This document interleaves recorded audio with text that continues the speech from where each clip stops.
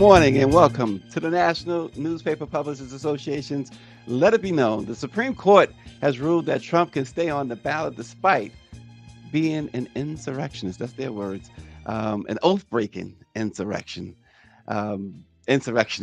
Interesting. Trump supporters also have been caught sharing AI-generated images of Trump with Black people.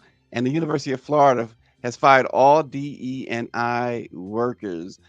And the Mississippi Police Department in one of the nation's poorest countries or counties, I should say, unconstitutionally would jail people for unpaid fines without first assessing whether they could afford to pay them, according to the United States Department of Justice. And an Oklahoma school district is under fire for an absolutely abhorrent fundraiser where students were licking peanut butter off the feet of other students and what appeared to be some teachers and faculty members. We discuss all of that this morning with our guests, career litigator from the Transformative Justice Coalition, Attorney Darrell Jones, and Texas Rep.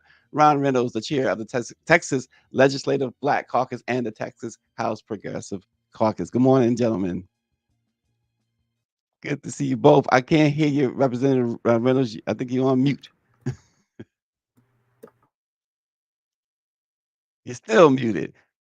Okay, can you hear me now? There you go. All There right. you go. Welcome, welcome, yeah. welcome. Good to see you both. Good to see you both. Good to see you guys. Stacey, I thought that the Texas governor got in a hold of him. Uh-oh. Now that is something to be concerned about, isn't it? Guys, the Supreme Court handed a sweeping win to former President Donald Trump by ruling states cannot kick him off the ballot over his actions leading up to the January 6th attack on the Capitol, bringing a swift end to a case with huge implications for the 2024 election. The court, in an unsigned ruling with no dissents, reversed the Colorado Supreme Court, which determined that Trump could not serve again as president under Section 3 of the Constitution's 14th Amendment. The provision prohibits those who previously held government positions but later engaged in insurrection from running for various offices. The court said that the Colorado Supreme Court had wrongly assumed that states can determine whether a presidential candidate or other candidate for federal office is ineligible. The ruling makes it clear that the Congress, not states, has to set rules on how the 14th Amendment provision can be enforced against federal office seekers. So here we are. You guys know the ruling, Representative Reynolds, by deciding the case on that legal question. The court avoided any analysis or determinations of whether Trump's actions constituted an insurrection. So what does it all mean from a legislative standpoint? Well, first of all, I think that it's important that it was a unanimous ruling. I think that if it was a divided ruling like they've been typically on a partisan basis, then it would have sent a very divisive message to the country that's already very polarized. This Supreme Court is very, very polarized, no question about it. We've seen it, whether it's, gutting Roe versus Wade, decisions on voting rights, decisions on affirmative action, things of that nature. So the fact that this Supreme Court decision was unanimous, I think was a good thing. I think the court certainly was very careful to avoid weighing in on whether or not Trump can be on the ballot. I mean, they basically said, hey, you know what? If the Congress wants to have definitions for what makes a person ineligible, they need to pass legislation. So that they basically punted it, making it more of a legislative issue. And I think that's important. Although they didn't rule on whether or not there was an insurrection, I think that there was sufficient evidence if they had a hearing that would make it likely that they would find him. There was preponderance of the evidence that he was an insurrectionist, but they avoided that question. I think that the court, even though I'm very, very strongly against Trump, this may surprise some people, I think the court got it right. Why do I say that? Because if the Supreme Court allows for states to do this, then you could easily have Colorado did this to Trump. You could easily have Texas say, okay, we're going to screw Biden out of the ballot based on some nuance. I think that is the wrong thing. I think we should basically let the people decide at the ballot box who serves as president or any other office holder. I think if Congress or the legislature wants to clearly define what makes a person ineligible, that they could do that by taking act. So I think the Supreme Court definitely got it right in this situation. And I think this makes it clear that as we talk today on Super Tuesday, it is the power of the people who will decide who should serve as president of the United States, not some technicality based on Colorado's interpretation of the Constitution. Well, Representative Reynolds, and before we bring in that great legal mind, Darrell Jones, um, let me ask you this though. You had a couple of the liberal justices, although they went along with the decision, they, like I said, it was unanimous. They did in their writings label him an oath-breaking insurrectionist. What does it say that someone like that is on the ballot and is Well, allowed to be on the ballot? you know, Stacey, I think it sets a bad message. I mean, first of all, you have to wonder why would the Republican Party uh, continue to elect him, right? I mean, he's winning overwhelmingly. Today should be over with. Nikki Haley's on life support. She really isn't a viable candidate. Trump has ran away with it. And today's results, at the end of the day, I'm predicting, uh, absent some miracle, that he's going to blow her away. He's Hmm. blown her away in every state except in DC, which is a very small primary. Yeah, So 2,000 the, the, voters in the DC. point I'm making is that we should really analyze the people that are elected him, these quote Christian conservative, these MAGA extremists that are allowing him to win these elections when they know that he's been incited January 6th. They know that he said he'll grab him by the P. They know that he's made racial comments. He's made misogynist comments. He's denigrated uh, Jews and uh, you know, basically supported white supremacists and neo Nazis. He's been anti-Semitic. This guy is the worst president I've ever seen in this country. Yet, there are so many people that still worship at the altar of Trump. That's the real question. I don't think the Supreme Court really, should be weighing in on his legitimacy. I think the voters should decide as the power of the people. And now, what really strikes me even more scary, Stacey, is that the recent polling consistently shows that Trump is leading Biden in many of the swing states and other places around the country.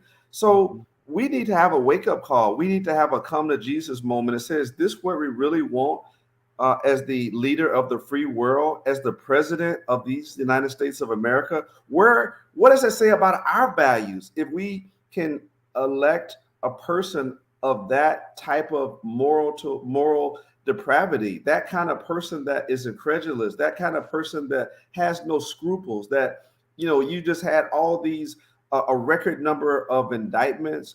He's facing criminal charges after criminal charges. The only thing that he can hope for is technicalities, because if he goes to trial, he's likely to be found guilty, just like he's been in New York on these record amounts of civil judgments against him.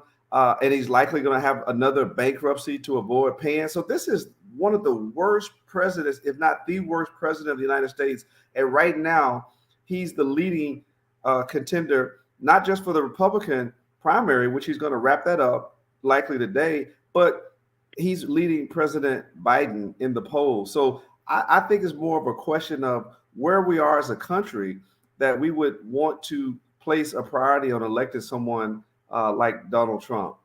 And Attorney Jones, as a litigator, legal strategies, what might be employed by states like Colorado who want him off the ballot in response to this ruling? And how could Congress potentially address concerns about accountability for actions such as the Capitol attack?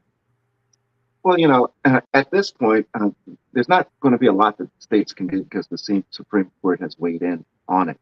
So it's not like they can now come up with a legal strategy to remove him off of the ballot. That's been decided and done.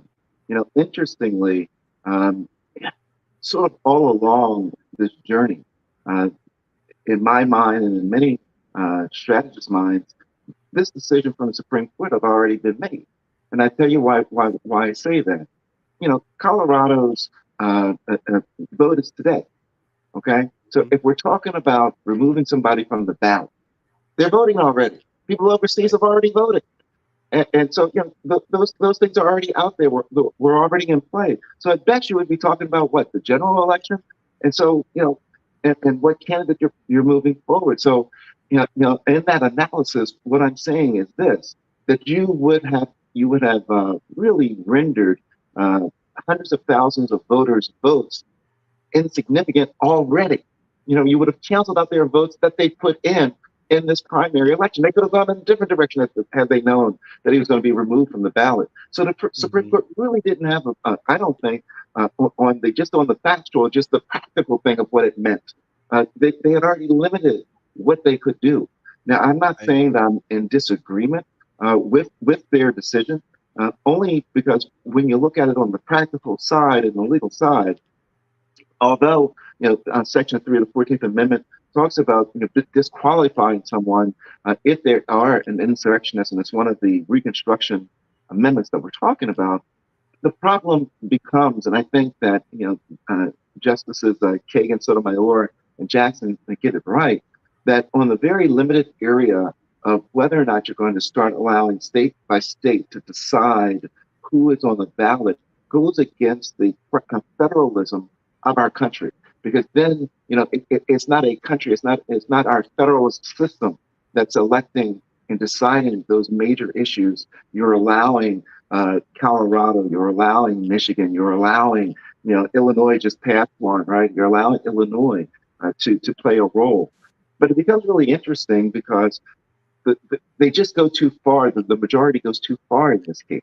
Because what happens with the majority in this case is the majority then goes through to try to tell what needs to happen, right? What Congress Right. needs to do.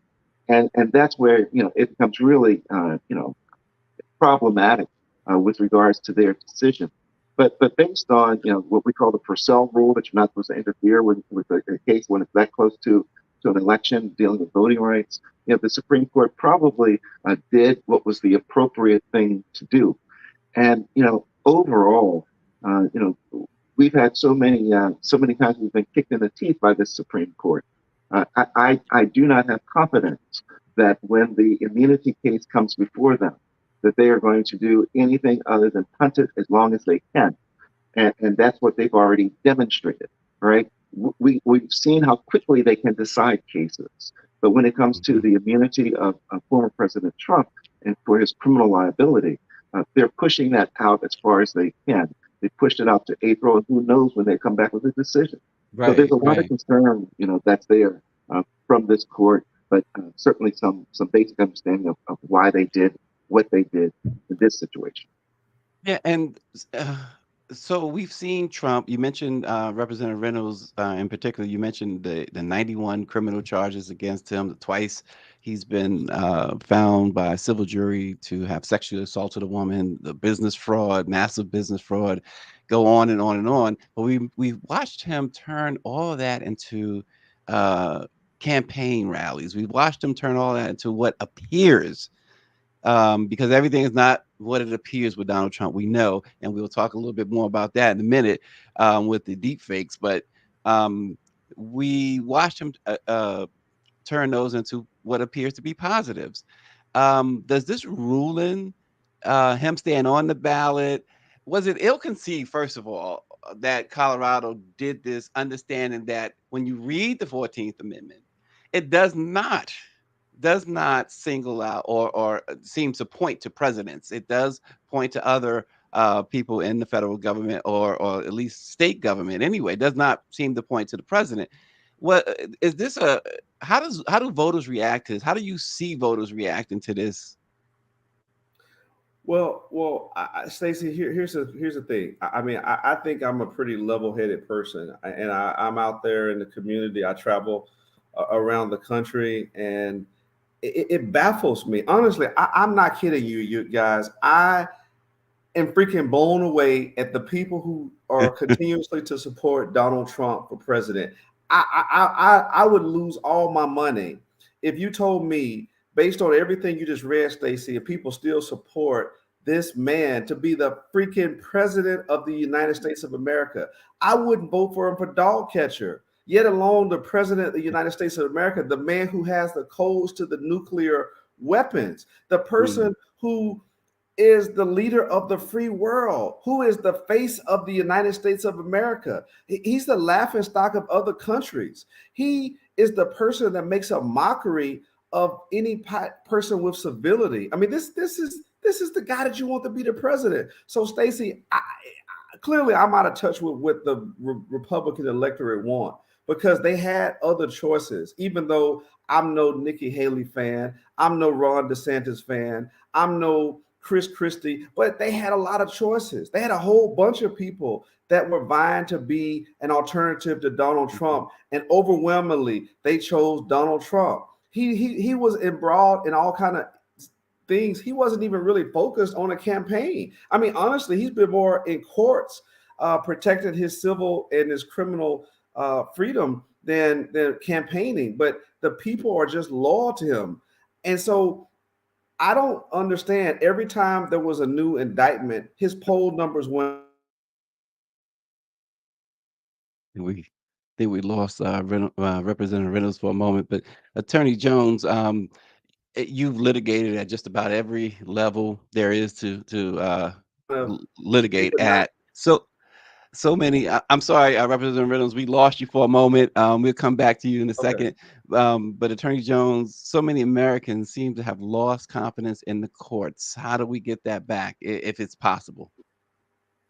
Well, Stacey, that's one of the things that I've been talking about is the percentage of Americans that are disillusioned, lost faith in the Supreme Court, with all of the actions from the justices questioning their conflicts of interest and what they're not disclosing. So all of that really has been at play for a couple of years now. And so the Supreme Court has the lowest level of appreciation and respect that it's ever had in our country's history. The way that I think that the court starts to gain its respect back is it's got to make those decisions that are difficult to make and stop playing political, hot potato with issues. The reason that we give and the Constitution makes Supreme Court justices lifetime appointments is so that they don't have to give in to the pressures of any party or any of the politics of it all, that they're supposed to be above that. And so one way that they can begin to get it back is stop playing the political football game with the issues that are coming up. I don't think that they should slow walk the immunity case, the criminal immunity case. They need to, recognize the sincerity of it, bring it up right now because they can do it right now, and make a decision based on a law. Just make it based on a law, not politics, the law. And so that's how I think the court regains its belief and its integrity. Because right now their integrity is suffering. But if they continue down the road they're going down, just sort of rubber stamping what the Federalist Society lays down, these far right conservative theories, it's going to continue to beg the question. And we got to remember that the majority of the justices that sit on the Supreme Court were not appointed by presidents that won the popular vote. They were appointed by presidents that lost the popular vote. So it's not that they represent the majority of Americans in thought. They don't. They were appointed by presidents that did not. So, they have a really high hurdle to overcome if they want their integrity restored, and they better start doing it because they're not doing anything to restore that integrity. Yeah, David Youngblood mentions that the courts themselves are to blame for the lack of trust and respect in it. He says their rulings and the swiftness with which they take a case or slow walk one is clear and biased. And of course, yep, Power 96 mentions that thanks to freeze frame Mitch McConnell, that court is 6'3" and heavy on the conservative. Representative Reynolds, with this ruling, the Supreme Court's ruling, uh, have you have anybody reached out to you from any federal lawmakers, anybody from the Congressional Black Caucus reached out to you, or do you know of any discussions going on with state lawmakers like yourself and federal lawmakers in the wake of this decision? Not yet, Stacy, and I think it's probably unlikely with a. I mean, realistically, we have a divided government. The Republicans are in charge of the House of Representatives, and the Democrats barely control the U.S. Senate, and of course, Biden is in the White House. So, therefore, any piece of legislation that Democrats or the Congressional Black Caucus want to pass to be able to have some clarity in the law to eliminate an instance like Trump being able to serve on the ballot for being an insurrectionist or inciting an insurrection, that's never going to happen with the Republicans. They're never going to support that, right? Even though it's the right thing to do for the country, they won't do it. And so I don't think that there's any real effort right now to do it. I think that you could see this revisited if the Democrats get back control of the House and there's a Speaker, Hakeem Jeffries, which I hope there is, and then the Democrats get maintain control of the Senate and get a filibuster-proof Senate. In other words, they get a Senate that can overcome a filibuster because therefore you can get things passed that don't have to be watered down to appease the Republicans. And then, of course, Biden being reelected, a blue trifecta is what we call it. So barring that, it's unlikely that we're going to see any serious piece of legislation to make in law efforts to keep someone off the ballot that shouldn't be on the ballot. I don't think, because they would view it as this is going to hurt Trump. Anything that they perceive is going to hurt Trump, they're not going to do. And to the point that Daryl was making, I think the Supreme Court is doing everything they can. They're bending over backwards to help Trump slow walk his cases by, first of all, taking it up, right? And then making put it on a slow track so that it would delay him if they do decide that they want to make a ruling. It would be late enough where he couldn't be brought to trial before the election. That's what Trump is simply trying to do. He's trying to run out the clock because guess what, Stacey? If he is reelected, God forbid, then he is going to appoint an attorney general that is going to say, you know what, all charges are dismissed. Special counsel is fired. You know, he doesn't give a damn, right? He doesn't care about optics. He is going to be a dictator. He's already told you that, right? Yes, So day one. he will even pardon himself if he was convicted. He would pardon himself. So that's the kind of lawless president that we have. And so I think Trump is trying to do everything he can to win, but he wants to delay, and the Supreme Court is giving him all of the ammunition he needs in order to do that. And Attorney Jones, what happens as Representative Reynolds says? We know that if he wins the presidency, all of the criminal cases are totally dead. They go away. What happens to the civil judgments against him? Does that affect it in any way? The judgments that have already been rendered remain in effect. But the question then becomes, with regards to the civil cases that will be pending against the civil president will be put on hold, and they will not go forward. The other interesting question that actually comes into existence becomes with that immunity question before the Supreme Court, because the question will be, will the Supreme Court try to narrowly tailor, and let's say they rule against them on the immunity question, as they rightly should. But if they rule against them on the criminal immunity question, will it then have the impact of going down to the state court in Georgia, to the state court in New York, or will they say only for federal crimes? So, Right. that's one of the questions that's there. But either way, if they say it's just for federal crimes, it's certainly going to be used by the attorneys in the state court to say if it's on the federal level, it should be on the state level as well. Well, we saw something yesterday too with the charges. They're going to have to resentence a lot of individuals in the insurrection case, the Capitol case, the January 6th case. Darrell Jones, Attorney Jones, can you sort of tell us what happened there? And that also has implications for Donald Trump. Yeah, no, absolutely. Because what you have occurring with the resentencing cases is that you have the judges that are now bringing the cases back, and they're going to be revisiting all the information that's there with regards to the sentencing process and what the appropriate sentence should be that that's imposed because of the arguments that have been obviously presented by defense counsel in those cases. It's like a lingering cold that just won't go away. If we're going to impose these sentences, let's just got to be certain that you've touched all the bases and then move forward. It becomes a lingering cold that won't go away because I've argued all along that they've waited too long to Yes. start this whole process. You don't have to worry. Had this been the Black Voters Matter and the Transformative Justice Coalition, you wouldn't have people being gathered from around this country trying to go out to find them to bring them to trial and then slow walking it through the judicial process. It would have been expeditious. It would have been lightning, like what's it called, light breaking speed that it would have occurred.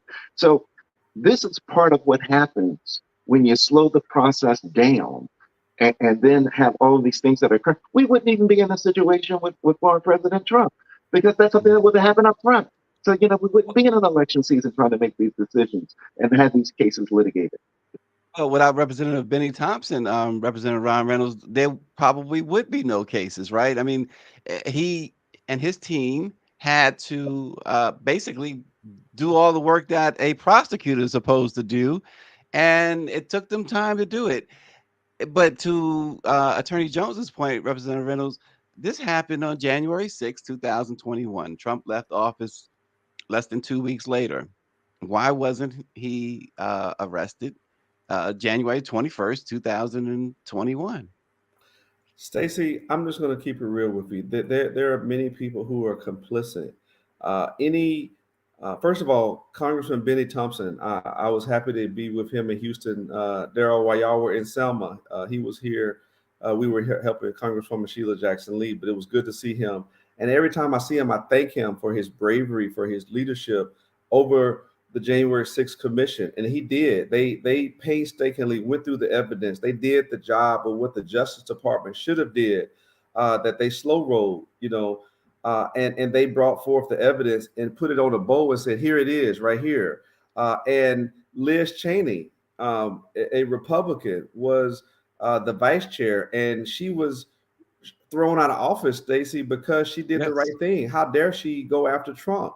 And any Republicans who dared vote against him, any Republicans who wanted to hold him accountable were deemed as rhinos. And most of those have either resigned, they didn't run for re-election, or they got defeated in primaries. So Republicans are afraid of the Republican primary electorate that is very polarizing and MAGA.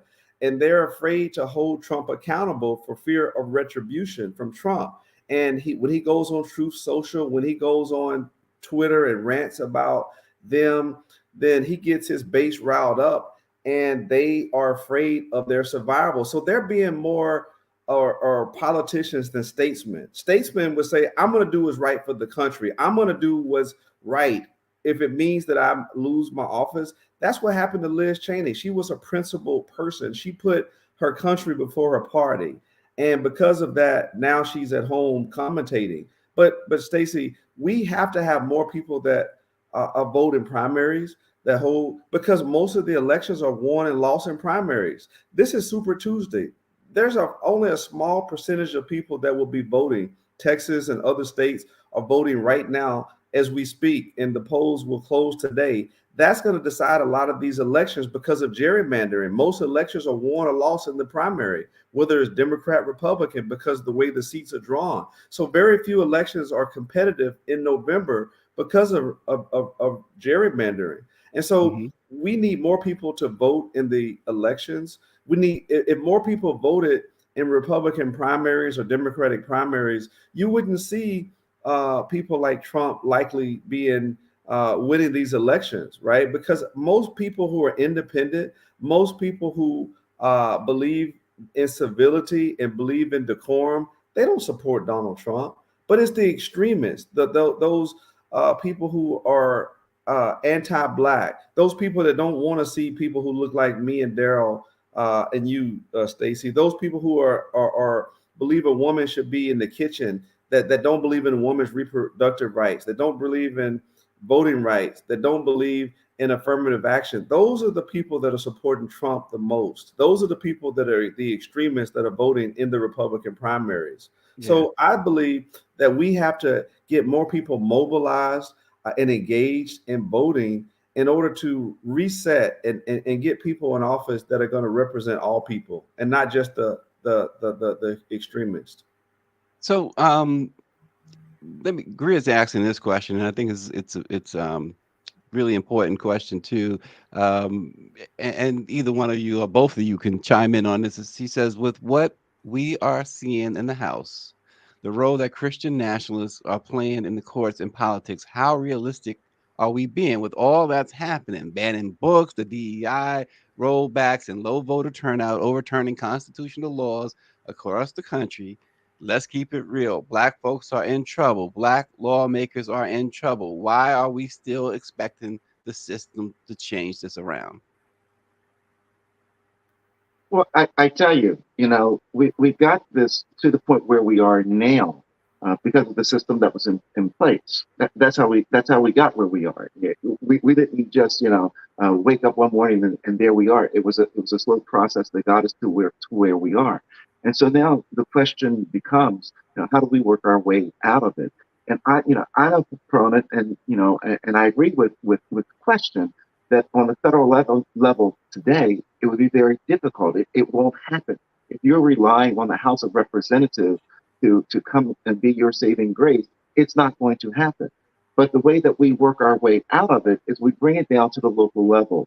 When Representative Reynolds was speaking about the redistricting and the gerrymandering, all of that comes from the local level, from the state level. So we've got to be certain that we understand the game that's being played and the rules that are being created as we go along. And the game that's being played right now is a ground game, meaning that this in each individual state, we've got to be certain that we are getting out to register, we're getting out to vote, we're getting into positions to try to put people in places that will hold our interests in place. Once we have the representatives in place, such as Representative Reynolds, that are committed to the cause and committed to the people, then every 10 years, the lines are redrawn for the redistricting. And those individuals then will play a part in being certain that there are fair maps that are being drawn. And let me just be clear on one other thing, if I may, Stacey, because the cure for everything we're seeing, is found in the Freedom to Vote Act that is presented before Congress now. And we've got to be certain that we educate ourselves to know that the Freedom to Vote Act can address all of these things. It levels the playing field. It levels it for the gerrymandering, redistricting. It levels it for all of that. We've got to be certain that we hold our elected officials accountable to leveling the playing field. As Reverend Jackson loves to say, we're not asking for any special favors or anything. We just want the rules to be transparent.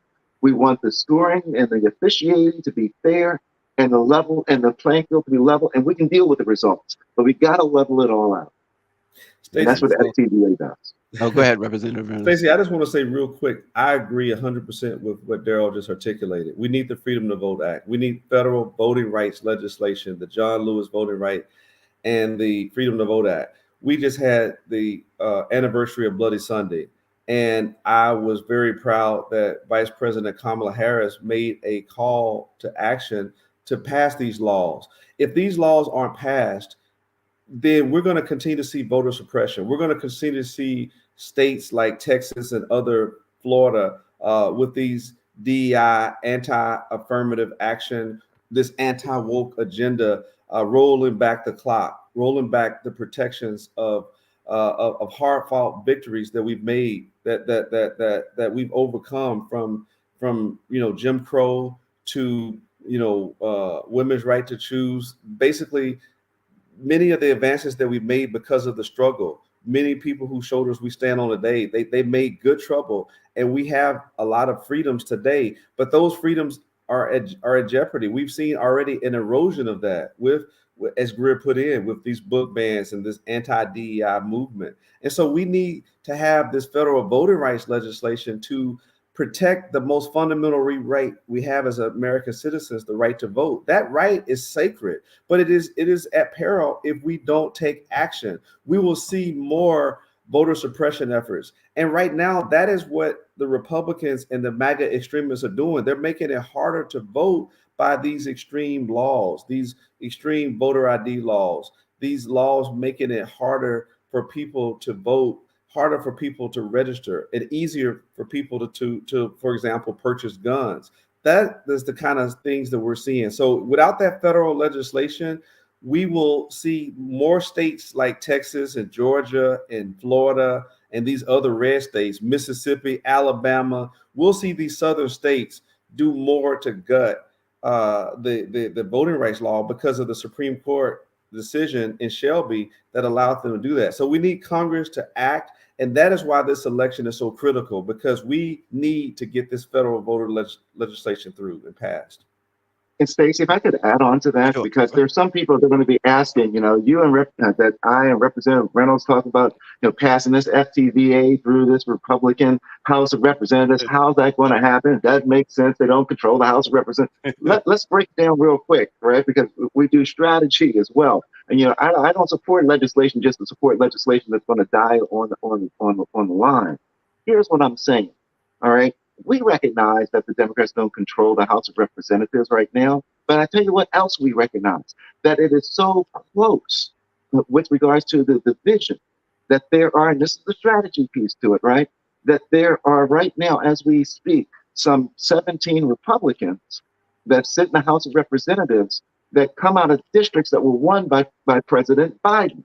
So if they want to retain their positions, then the Congressional Black Caucus and the Democrats that are in the House need to put the pressure on them. The people need to put the pressure on them to say, this is the issue that is going to win or lose your next election.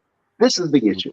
Because those 17 Republicans that are in those Biden won districts know that they're in the districts that can overcome them with a Democratic vote. So, and the support of the president. So that's why we say the Freedom to Vote Act is still, in place and in play in the House of Representatives. Yeah, and gentlemen, Trump supporters have been deep faking images of the ex-president with black voters. We've seen new images and a new report that revealed dozens of AI-generated images have been concocted to produce pictures of black people supporting Trump in a bid to encourage more African Americans to vote for Trump in the 2024 election. A lot of problems with this. Talk about it from a legal standpoint, if Attorney Jones, and then Representative Reynolds from just a legislative or congressional standpoint. Well, very interesting when it comes to AI. And AI is just going to play such an incredible role in the 2024 election cycle. And as you can see, it's already playing a role with the images that are being produced, people believing that images are real, that are not real. And so you have certain states, Michigan, Minnesota, a couple of others, that now are requiring that when AI imaging is used or AI messaging is used, that they must make the voters and the public aware that AI imaging is being used.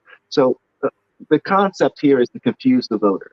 Is to confuse the voter, and that's what AI does. Because it just gathers, information from wherever to create a message that will appeal to what the percentage of voters, what's on their mind, and what they want to hear and what they want to see. So you end up with these images, and not mentioning that it's a cheaper way for the candidates to go because it's not as costly to put it all together. But the real problem is, in my mind, is that it creates an image that is untrue, and one that confuses voters as to what is what and what things actually mean. So on the legal side, the Congress has attempted to try to introduce legislation to deal with the artificial intelligence and things putting together. Of course, they can't get anything. Surprise, surprise! They can't get anything through the House of Representatives in this regard. But it is something that has to be done, and there's got to be some type of labeling. There's got to be some type of authority line. There's got to be nothing in small print. There's got to be something to let people know that the images that are created are not real images, but are generated by a computer. Representative Reynolds, we've seen in the past Russian interference with the elections. We've seen so much false information, disinformation. Now you have this. How concerned are you and your colleagues in Congress? I'm very concerned, Stacey, and I think Daryl is right. I think there should be some kind of disclaimer. I think there should be some transparency. I think there should be a notice to people that this is not real, that this is AI. And I think that without that, there's going to be a lot of people that are misled, or in the words of Malcolm X, bamboozled, hoodwinked, right? So we need to make sure that Congress doesn't punt, that they act, because this is very deceptive. And Daryl knows under legal law there's Deceptive Trade Practices Act. So there is legislation there. We just have to apply it in a new way to govern AI, because this right here can be very misleading and this is very disingenuous. I think that this plays on people's ignorance. If you don't know, this looks real, and Right. you can use people's likeness and create images, because people don't read anymore. They look at pictures. They look at pictures. They oh wow, Trump is with. You can have a AI picture with Trump and Obama and say, oh yeah, hey, I'm Mm. supporting Trump, and then you don't even know. So yes, I think this is serious. I think this is something that has to happen, and I think Let me that stop you for 1 second. You just said something. How surprised would you be to see something like I that wouldn't be today? surprised, Stacey, because they look at what they did with the Russian interference. I'm glad you pointed that out. There were all kind of trolls. There were all kind of misinformation that is there. And when people see it enough, or they see it and put it on TikTok or the internet, they say, "Oh, it must be true because I saw it. I saw it on YouTube. I saw it on TikTok." And so, yeah, there you go. There you People will go. believe that this is what is real, and then you're arguing, no, this is fake. No, no. Then you're in an argument. So yes, we have to have this for the sake of transparency, of the sake of making sure that people aren't misled and hoodwinked into believing certain things that are not real. I'm gonna use Trump's word. This is fake news, but people won't believe that it's fake because they see it and it looks so real. It looks authentic. I mean, when you Yeah. look at it, this looks like this is what it is. And so, how can you tell people, well, this is generated by AI? They're like, what are you talking about? I saw it. So, and then people want to believe what they want to believe anyway. So, if you give it to Yeah. them and you say it enough, then it becomes the truth. So, yeah, it's imperative that we have federal laws to regulate these type of images, because this will cause a lot of commotion and a lot of people being misled. And not it's a slippery slope, because this can go into medical. You can have images with Yes. physicians saying, "Hey, this is what I do," and that could cause medical problems. It could Well, we cause also saw it with the fake robocalls that Biden had yes, purportedly made. We saw that just what a couple of weeks ago. yeah, we did. Um, Attorney Jones, though, while something came to mind too. I need to ask you. I mean, you're with the also with the Transformative Justice Coalition, a civil rights organization. Um, how troublesome was it for you, Attorney Jones, being so embedded in the modern day civil rights movement, to hear Donald Trump refer to the lieutenant governor down in North Carolina as Martin Luther King on steroids? It, look, you, you, I have never been lost for words, Stacey. You almost got me there. Okay, let me tell you, it was just horrible to have that type of comparison made, and to hear former President Trump, make this assertion. Just do it. It's so upsetting to see on a number of levels. It's upsetting because the lieutenant governor that's down there, he is the antithesis of what the African American community needs in this moment. And so for him to be used as the pawn that he's being used, and whether or not he knows it, he's a grifter. Okay, you use the Yeah, Clay a King's where walking he's a minstrel grifter. show. So, Say, walking minstrel show, yeah, say it. trying Yes. Amen. Amen, you Stacey. know, You got that right. he's trying to get paid for being a grifter. He really is. He wants to get his payday is putting down his people and putting in policies that are going to hurt the African American community. So to hear, Trump call this guy a Martin Luther King on steroids is simply horrible. And the worst part is, we know that Trump has so much support out of North Carolina that it may have some impact with regards to the election down there, and it really will be a setback for the state of North Carolina and the African American and the community as a We, whole for that. But I want to say one other piece, if I may, Stacey, because when we're talking about the AI images and we're talking about holding those officials accountable, here's the legal problem with that. When we start talking AI and politics and elections, there's a special protection that's given for political speech. And so, you can do more things you can lie, right, on the political speech side and not be held accountable because there is, more protection that's given because it's in the realm of the arena of politics, not simply in the arena of just being out there in the public trying to sell something. yeah, and we talked about the fake AI images. We learned too. You both, I'm sure, recall just a couple weeks ago down in, or a week ago, maybe it was a little bit more than a week ago, down in South Carolina, where Trump was purportedly speaking to a room full of black conservatives, where he continued to praise the blacks and that they loved the fact that he had a mugshot. They could relate. Well, it turns out when the cameras were turned on that audience, when we got a different angle, there might have been what, 500 people in the room, and maybe two or three people were black.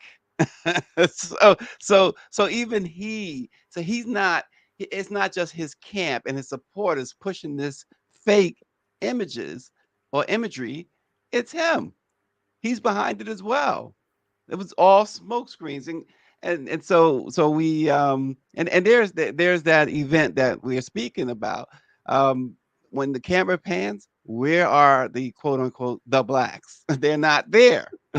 So, it's just incredible. So misinformation, disinformation, outright lies There are you go. being Let's told. call it what it is. Lies. Yes, outright lies, Representative Reynolds, and along those lines, just wanted to make sure that we got this into what's happening there. I wanted to get your take on the University of Florida eliminating all DE&I positions due to a new state rule that prohibits the addition of such programs. Um, this is an epidemic now, right? Banning, we mentioned a little bit earlier, banning books and by black authors and about black folks, and trying to take away the history. Now DE&I positions. Representative Reynolds, we'll start with you on that DE&I discussion and the elimination. Stacey, it's heartbreaking. I just recently became a national board member of the NAACP, and I'm very proud that the NAACP issued a travel ban to Florida after they initially did these things. I'm very proud of my fraternity, Alpha Phi fraternity, for deciding that our convention should not be held in Florida because blacks weren't welcome. And this is Ron DeSantis' plan up to his MAGA extremist base, using black folks as political pawns. Shame on them. Our diversity is our strength. These DEI officers were there to help level set historical racial discrimination and disparities that existed. So this is a troubling pattern that we're seeing from people like DeSantis and Trump and other MAGA extremists to appeal to the far right, worst racists. And this is terrible. This is going to be very problematic. I'll tell you this, they want our black athletes to play at Florida and Florida State, but they don't want our black students in the classroom. So it's okay for us to be on the football field scoring touchdowns or on the basketball court slamming dunking basketballs, putting people in stadiums, getting TV revenue, but they don't want black professors and academics in the classroom. And I think that's wrong. We shouldn't let our athletes go to Florida and Florida State. Let them go, if they're going to go to Florida, to a HBCU. Let them go to FAMU, because this is bad. I say the same thing for the University of Texas and Texas A&M. Let's send our athletes to other states or TSU and Prairie View, because they're sending the message that we're not valued. And I think this is bad. This is terrible, and we can't become numb to it, Stacey. We can't allow them to be comfortable. We can't, scratch when it don't itch and laugh when it ain't funny, because this is terrible. I'm disgusted by Governor DeSantis and his quote anti-woke agenda.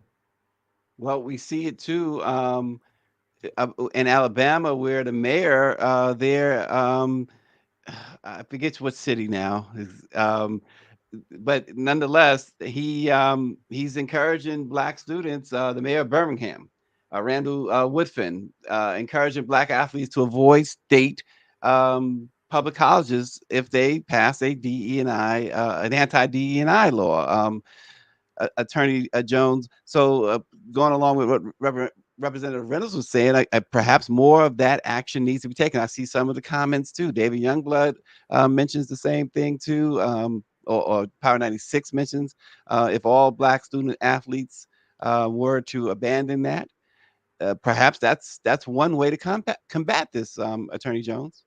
Well, that's certainly one way to combat it. But I tell you, one of the things that's also very concerning in Florida is that when you're talking about FAMU, or if you're talking about Edward Waters University, two black schools that HBCUs that are there, when we're talking about the funding coming from the state, that's any funding that's coming from the state then would be excluded, right, from their operational funds, and so it's going to have an impact and a strong and significant potential impact on the HBCUs. If they're accepting the funding, does that mean then, and it does, right, that they've got to narrow their curriculum and tailor their curriculum to meet with these state standards. And that creates just incredible problems to say that an HBCU would not be able to teach diversity, equity, and inclusion in its curriculum. I mean, it's just at the basis of the reason to have the HBCU, that focus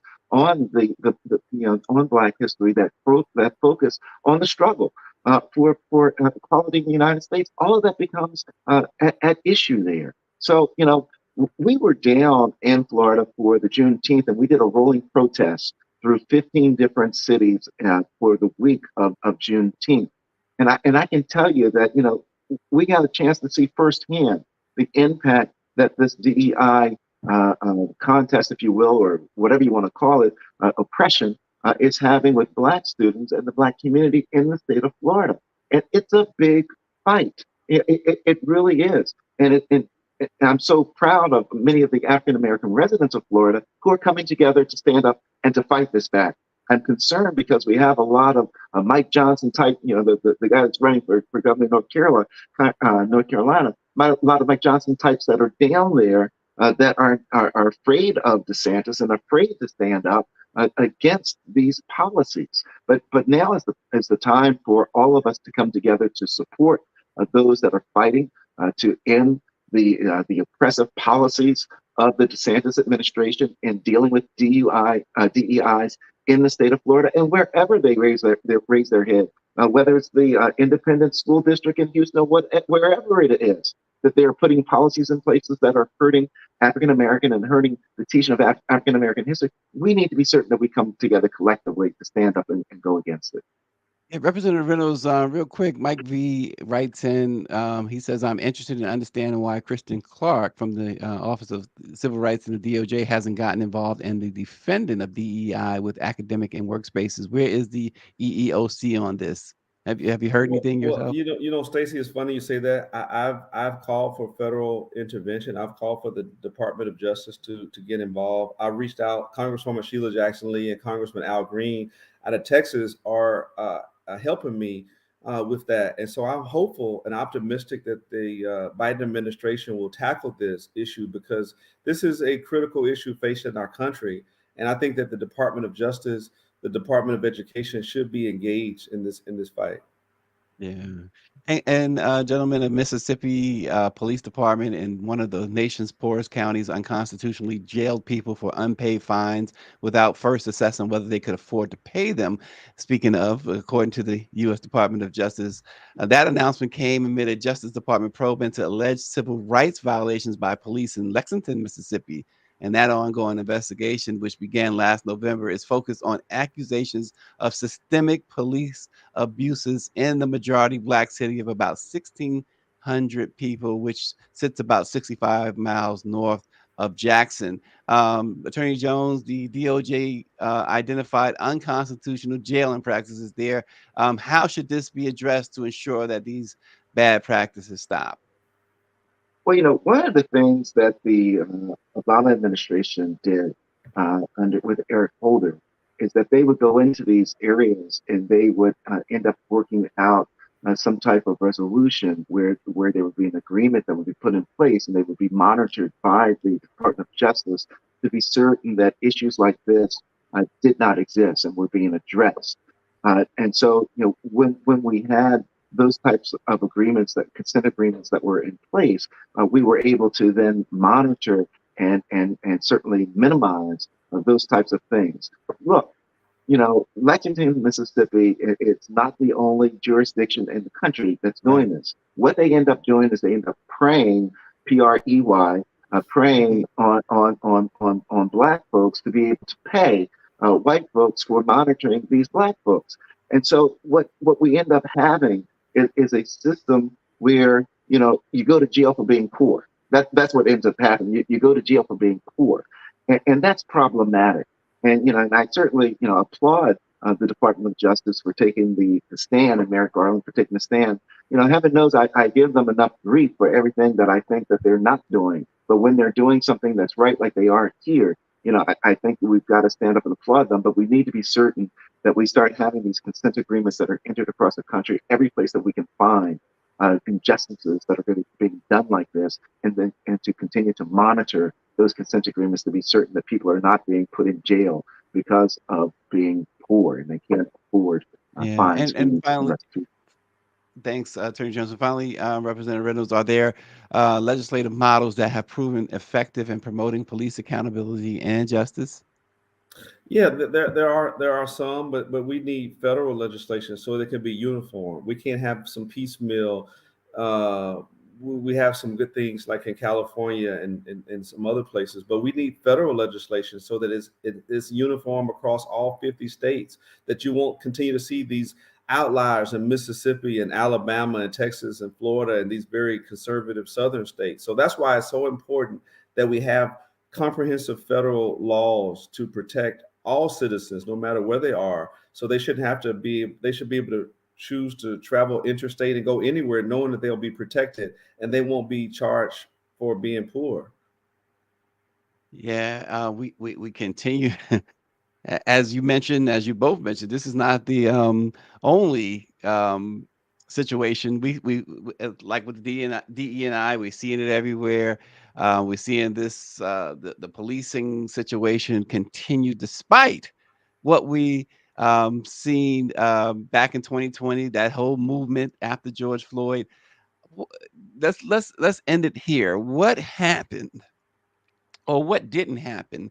We heard all the promises, all of the pledges, and everyone finally seemed to adopt the cause of the African American after George Floyd, and it quickly fizzled out. What happened? I'll take a first stab at that, and I'll tell you first of all, Stacey, very quickly. I was so proud of the young people that marched and protested during COVID. They took it to the streets. They went in record numbers.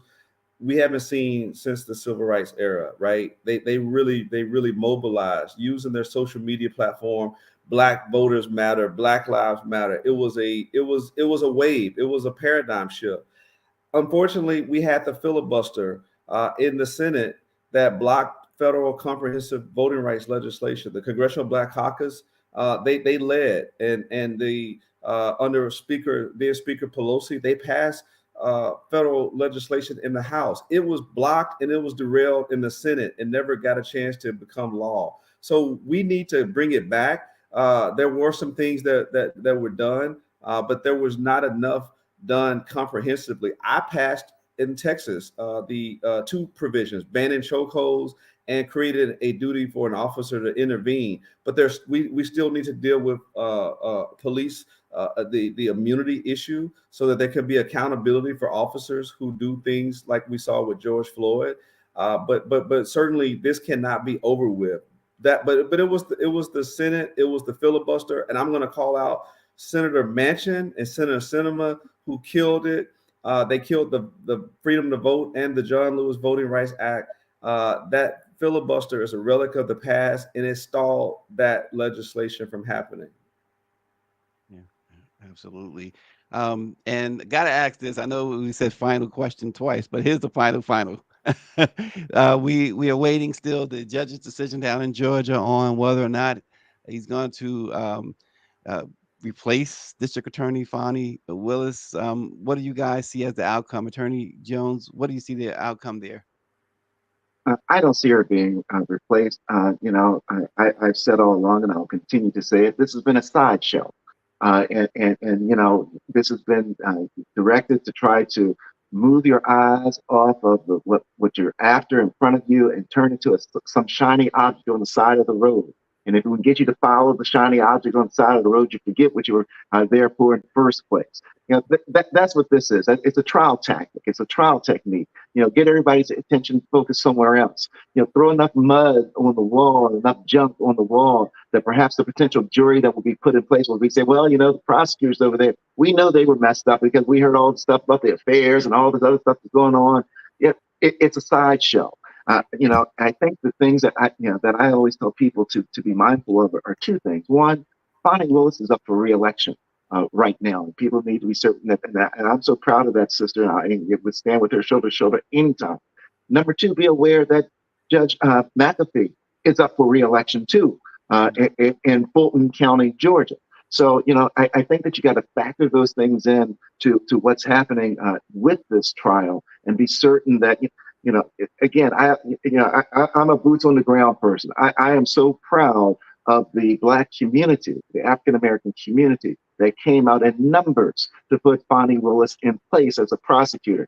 This shows America what happens when the power of the Black vote comes together and decides to put somebody in place that is holding people accountable equally. And that's what we're seeing happen is that former President Trump is being held accountable equally by this Black woman. Also, I'd be remiss if I didn't say this, Stacey. Not only do we have Fani Willis doing that, but we also have Letitia James that did it up in New York. We have Brother Bragg that's doing it in New York. And we have Judge Chutkan appointed by President Obama that's doing it in D.C. So this is the power of that Black vote. This is what accountability looks like when you have elected officials that are doing what they were elected to do. So I don't see, Judge McAfee removing Fani Willis. It would be horrible if he does it. There's no reason to do it. They can't point to anything and say that former President Trump has been prejudiced by the actions of Nathan Wade or Fani Willis in this case, which is the standard that they're supposed to be using. Is there prejudice? Is there something that's being done that's detrimental to the defense in this case? And there isn't. Representative Reynolds, last word on that. I agree with Brother Darrell in his articulation of the legal analysis, but unfortunately, I wouldn't be surprised if they did disqualify her. I think that it would be a wrong precedent. It would be certainly a dereliction of the judge's duty, but because he didn't follow the law. But I think that nothing surprises me anymore when it comes to some things. I'm tending to believe Darrell is right, but it wouldn't surprise me. But the damage is already done, regardless of what the judge rules. The damage is already done, and in the court of public opinion, they put her on trial for her act of, quote, indiscretion. They're saying that she had an affair. They said that she took money, that she's benefiting from this, that he's made tens of hundreds of thousands of dollars, that he wasn't qualified in the first place. So this has already cast a bad eye on her already, regardless of how the outcome is when the judge makes his final ruling. I think they put her on trial and that she's being deemed by the right as guilty as charged, and Trump is the victim.